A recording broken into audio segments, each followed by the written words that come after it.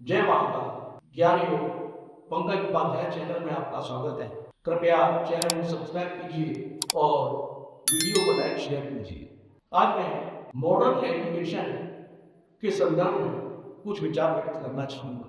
प्राचीन शिक्षा गुरुकुल प्रणाली पर आधारित थी, जहां गुरु अपने शिष्यों को उपदेश देते थे और छात्र बिना सोचे समझे उन्हें ग्रहण करते थे। प्राचीन शिक्षा आध्यात्मिक, नैतिक और प्रकृति के प्रति सम्मान जैसे मूल्यों पर बल देती थी। या दूसरे शब्दों में हम कह सकते हैं कि प्राचीन शिक्षा शिक्षक केंद्रित थी, जहां छात्रों को उनकी अभिव्यक्ति या एक्सप्रेशन का अवसर नहीं दिया जाता था। मॉडर्न एजुकेशन छात्र केंद्रित है, जहां छात्रों को उनके एक्सप्रेशन का अवसर दिया जाता है। भारत में मॉडर्न एजुकेशन का जनक लॉर्ड मैकाले को माना जाता है, जिन्होंने सन 1830 के दशक में शिक्षा में इंग्लिश मीडियम के होने पर बल दिया था। स्वतंत्र भारत के प्रथम शिक्षा मंत्री मौलाना अबुल कलाम आजाद को मॉडर्न एजुकेशन के विकास में एक महत्वपूर्ण भूमिका निभाने के लिए याद किया जाता है। लेकिन भारत में मॉडर्न एजुकेशन का जनक लॉर्ड मैकाले को भी माना जाता है। भारत का पहला English medium school Saint George Anglo Indian higher secondary school है। इसकी स्थापना सन 1715 में चेन्नई में हुई थी। ईस्ट इंडिया कंपनी ने अपने कर्मचारियों के बच्चों के शिक्षण के लिए इस स्कूल को खोला था। मॉडर्न एजुकेशन मुख्य रूप से 3 बातों पर जोर देती है।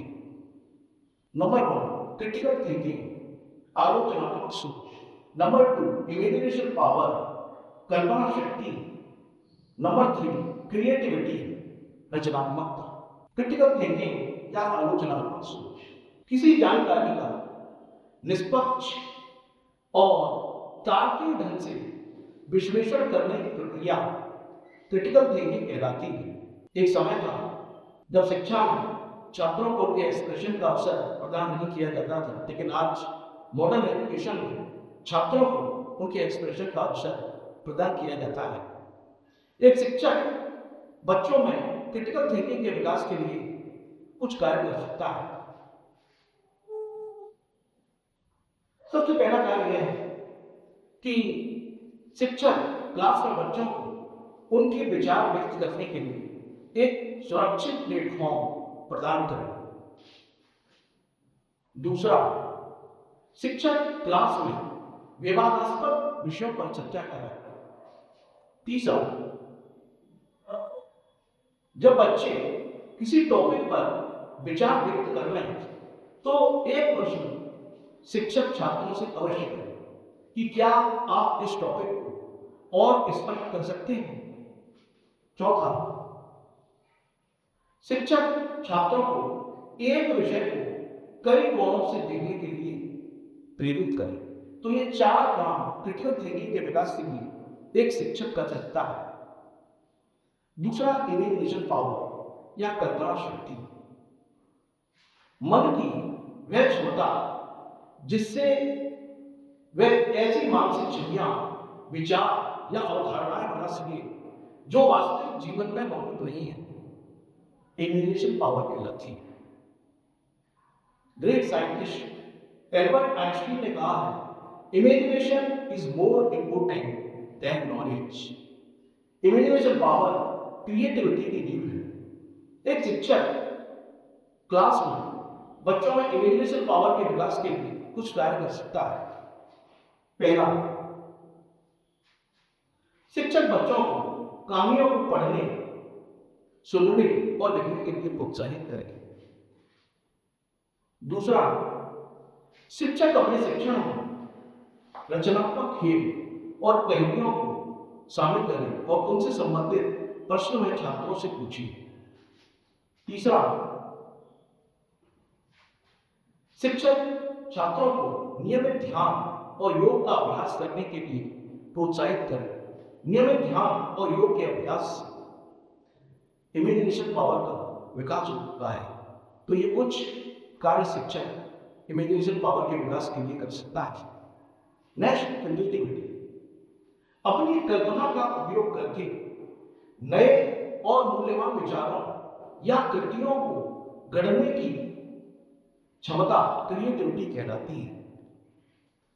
बच्चों में क्रिएटिविटी के विकास के लिए एक शिक्षक कुछ कार्य कर सकता है। पहला, शिक्षक बच्चों को आज्ञाकारी बने रहने तक सीमित न रखे, बल्कि क्लास में उन्हें विचार व्यक्त करने के लिए एक सुरक्षित माहौल प्रदान करें। दूसरा, शिक्षक बच्चों को इस बात को बताए कि असफलता भी सीखने का एक हिस्सा है। वह व्यक्ति जो यह कहता है कि मैंने जीवन में कुछ भी गलती नहीं की, तो समझ लीजिए उस व्यक्ति ने अपने जीवन में कुछ भी नया कार्य करने की कोशिश नहीं की। इस बात को शिक्षक को बच्चों को बताना चाहिए। तो इसलिए प्रयोग करते रहना महत्वपूर्ण है। तीसरा कार्य क्रिएटिविटी के विकास के लिए शिक्षक यह कर सकता है कि बच्चों की रचनात्मक उपलब्धियों का प्रदर्शन करे और बच्चों को उनकी रचनात्मक उपलब्धियों के लिए सम्मान दे। तो ये तीन कार्य एक शिक्षक क्रिएटिविटी के विकास के लिए कर सकता है। की facts about modern education. Modern education के संबंध में की फैक्ट्स वो मैं आपको बताना चाहूँगा। हैंड्स ऑन लर्निंग, करके सीखना। सेकेंड, ग्लोबल कॉन्टैक्ट, वैश्विक संपर्क। थर्ड, टेक्नोलॉजी इंटीग्रेशन, प्रौद्योगिकी एकीकरण। फोर्थ, एडेप्टेबिलिटीज, अनुकूलन क्षमता। फाइव, लाइफ लॉन्ग लर्निंग, जीवन पर्यंत सीखना।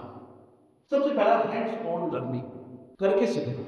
मॉडर्न एजुकेशन रटने के बजाय व्यावहारिक और अनुभव आधारित शिक्षा पर बल देती है, जिससे बच्चे वास्तविक जीवन की चुनौतियों के लिए तैयार हो सकें और अपने में आवश्यक लाइफ स्किल्स का विकास कर सकें।